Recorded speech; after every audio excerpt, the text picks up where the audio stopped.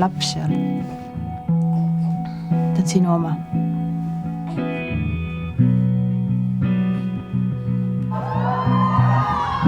Monika ei taha seda last. Plaanib ära anda. Mina ei saa nii. Aga sa ei saa ise endagagi ju hakkama. Oled sa üldse kindel või? Kus sa võtad, et see sinu laps on? Ta on täitsa minu nägu.